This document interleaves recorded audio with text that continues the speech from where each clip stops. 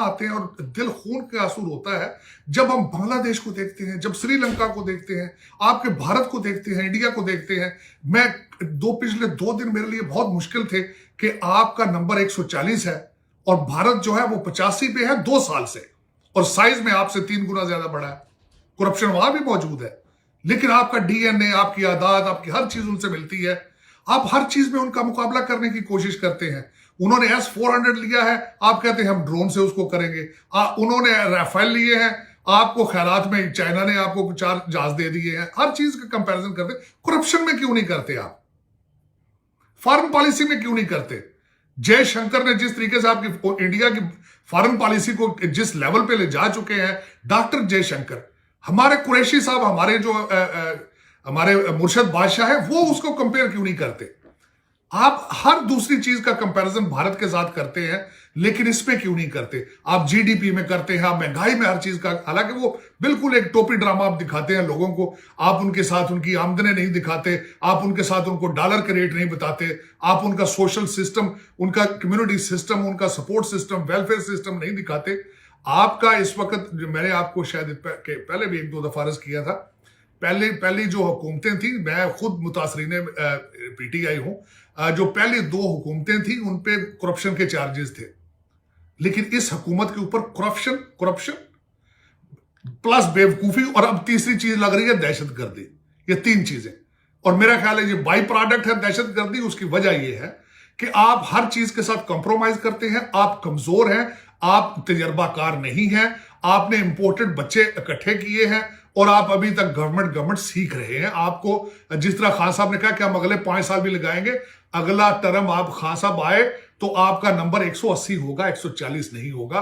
खुदा ना करे कि पाकिस्तान में इस तरह के आगे माजी में लीडर आए जो हमारे मादरे मिल्लत मां होती है, और उसके कपड़े ना वो फाड़े, उसकी बेहतरी की तरफ सोचे। अच्छा तारड़ साहब, ये बताएं कि ये तो आप जारी बात है, आप लोगों को हम देखते हैं काम करते हुए, मेहनत करते हैं, और पीछे मादरे मिल्लत के साथ क्या हो रहा है। अब आप क्या समझते हैं, जितनी पोलराइजेशन पाकिस्तान में है, जितनी सियासी जमातें हमें घसीट रही हैं, एक जमात कहती है मेरे पास हल है, दूसरी जमात कहती है मेरे पास हल है, लेकिन हल तो किसी के पास नहीं है।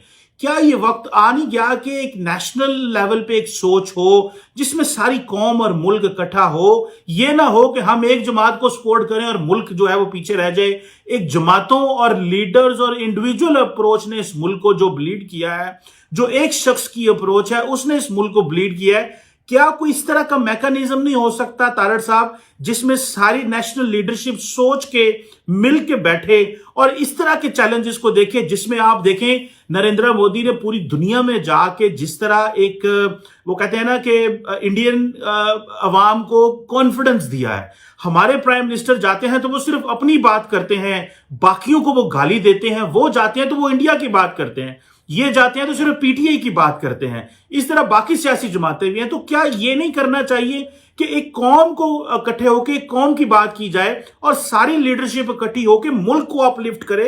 ये ना हो कि हम एक दूसरे अपने आप को अपलिफ्ट करें और मुल्क पीछे रह जाए। इसके ऊपर काम नहीं होना चाहिए या क्या किया जा सकता है? चीमा साहब, Nations can not survive without nationalism. Nationalism आपका अगर नहीं है, पाकिस्तानियत आप में मौजूद नहीं है, आपके पास, आपके अंदर खौफ खुदा मौजूद नहीं है, तो आप कुछ भी नहीं कर सकते।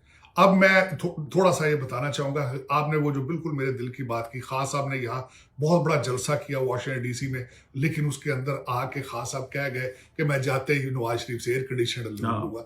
वो यार, जो अमेरिका ने एक बैठा है, अमेरिकन डायस्पोरा, उसको क्या फर्क पड़ता है आप एसी दो या ना दो? यहाँ आए हो, बात करो कौम की, इस्लाम की बात करो, आप और चीजें ग्लोबल इश्यूज की डिस्कस करो। लेकिन यही एक बड़ी बात है कि यहाँ पे पर्सनल रिलेशनशिप बनाने आते हैं लोग, हमारे सियासतदान। और उसके बाद अब मैं जो अगली बात आपसे करना चाहूंगा as a student of political science. Cheema साहब, इस वक्त पाकिस्तान के अंदर सबसे बड़ा एक खतरा जो है वो आपकी पार्टियां खतरा नहीं है, आपका एक करप्शन का अलायंस बन चुका है। उसमें सब पार्टियां, जिस तरह ये आप मुझे ये बताएं, सेनेट में जो बिल पास हुआ है with the support of opposition, तो ये करप्शन का अलायंस है। कहा जा रहा है कि वो पैसे लेकर आए हैं या किसी अदारे ने उनको खींच के ला के वोट लिए हैं क्योंकि उनका इंटरेस्ट इन्वॉल्व था। इसका मतलब यह है कि सारे अगर इन्होंने काम करना हो तो कर सकते हैं, करना चाहते नहीं है। करप्शन का एक अलायंस है, जब तक वो अलायंस नहीं टूटेगा कोई रास्ता नजर नहीं आएगा।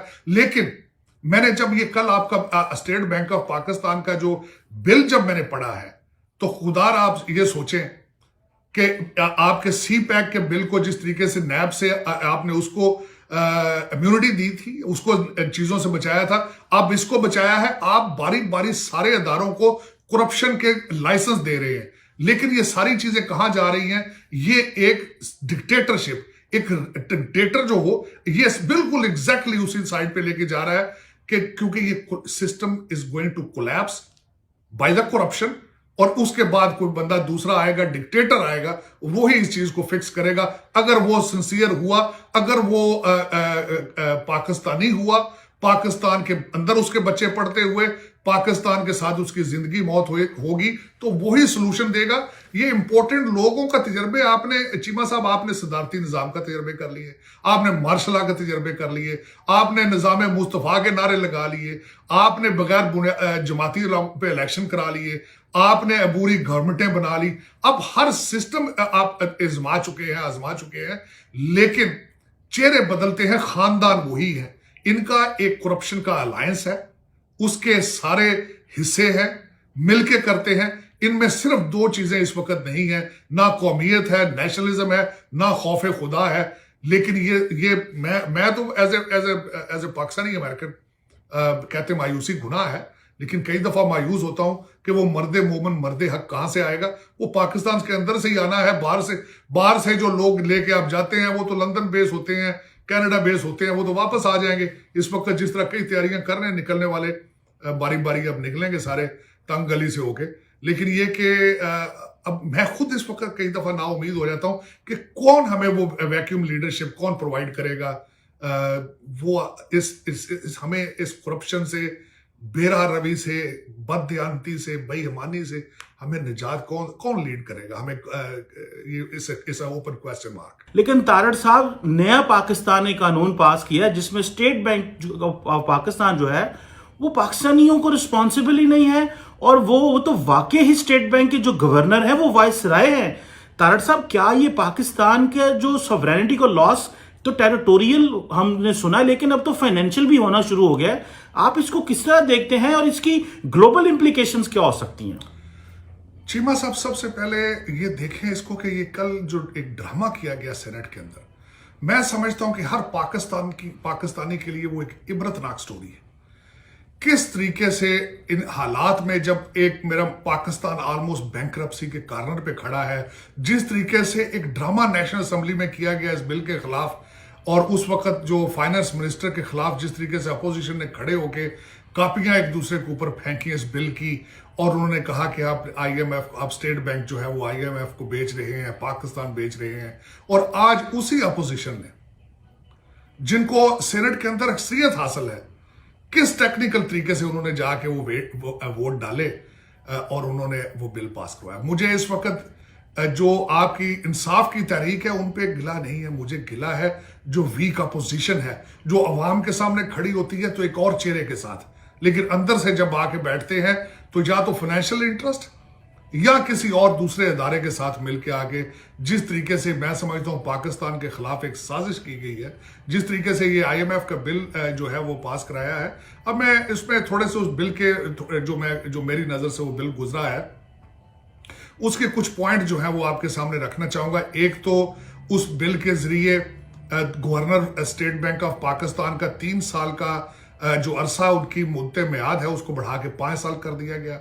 उनको एक तो वो खुद IMF या वर्ल्ड बैंक के मुलाजम होते हैं, वो 3 और दूसरे मुलाजम डेप्टी गवर्नर जो हायर करेंगे। इसका मतलब है 4-5 अमेरिकन मिल के पाकिस्तान की किस्मत का फैसला किया करेंगे। जो सबसे ज्यादा खौफनाक और बदतरीन उसमें एक चेंज की गई है वो ये है कि स्टेट बैंक ऑफ पाकिस्तान का जो गवर्नर है उसको इम्यूनिटी हासिल है, उसको एग्जेम्पशन हासिल है आपके अदारों से, नैब से, और दूसरा मतलब दर हकीकत ये है कि उसको करप्शन करने की खुली छुट्टी दी गई है। वो बिल्कुल आजाद होगा किसी को जवाब देने